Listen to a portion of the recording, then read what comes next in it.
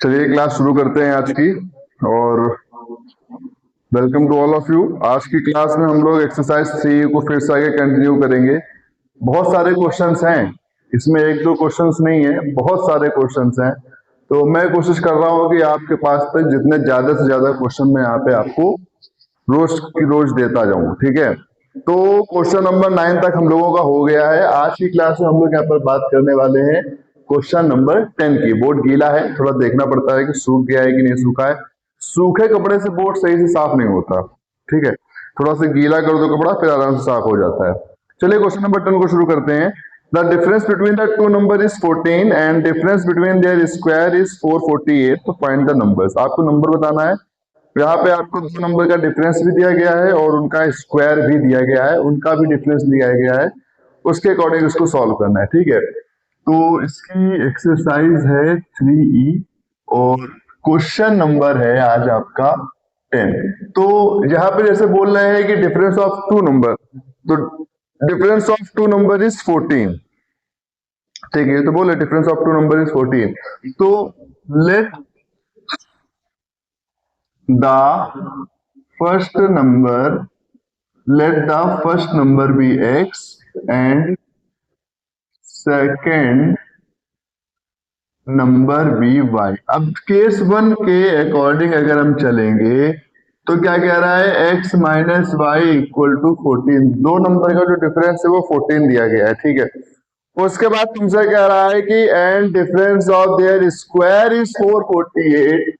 तो केस 2 में आ जाओ बेटा। केस 2 में क्या बोल रहा है, difference of their square is 448। ये तुम्हारी बन गई है इक्वेशन 1, ये बन गई है इक्वेशन 2। अब यहाँ पर तुम क्वेश्चन को अपने अकॉर्डिंग सॉल्व कर सकते हो, चाहो तो यहाँ पे ए स्क्वायर माइनस बी स्क्वायर लगा के इसकी वैल्यू पुट कर दो, एक्स प्लस वाई की वैल्यू निकाल लो, ठीक है। या यहां से एक्स की या वाई किसी एक की वैल्यू निकालो, उसको यहाँ पर पुट कर दो, आपकी इच्छा है, ठीक है। मैं यहाँ पे क्या करता हूं, फ्रॉम इक्वेशन 1, फ्रॉम इक्वेशन 1। अब x minus y equal to जब 14 दिया है तो x equal to 14 plus y हो जाएगा। Now now put the value of x in equation 1। अब यहां पर मैं सब्स्टिट्यूशन मेथड से लगाने जा रहा हूं, तो x की वैल्यू क्या है, इक्वेशन 2, सॉरी इक्वेशन 2, ठीक। क्या है, x square minus y square equal to 448। एक्स की वैल्यू है 14 प्लस वाई, तो यहाँ पर लिख देंगे 14 plus y whole square minus y square equal to 448। A plus b का होल स्क्वायर लगा दीजिए, तो a square plus b square plus 2 into a into b minus y square equal to 448।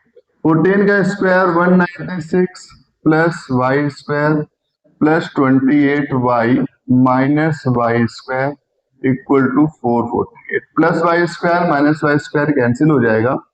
196 plus 28y equal to 448 बचेगा। 28y equal to 448 minus 196। अब इसको minus कर दो, 448 में 196 को 8 6 2 14 9 10 11 12 13 14 5 एंड यहाँ पे बचेगा 3 3 1 2 252 आ जाएगा, ठीक है। 28y equal to 252। अब आप यहाँ पर देख सकते हो कि यहाँ पे हम कितने का मल्टीप्लाई करें, इसको जब डिवाइड करेंगे 28 को, तो ये कितने टाइम जाएगा, ठीक है। यहाँ पे ये पता चल जाएगा, ठीक।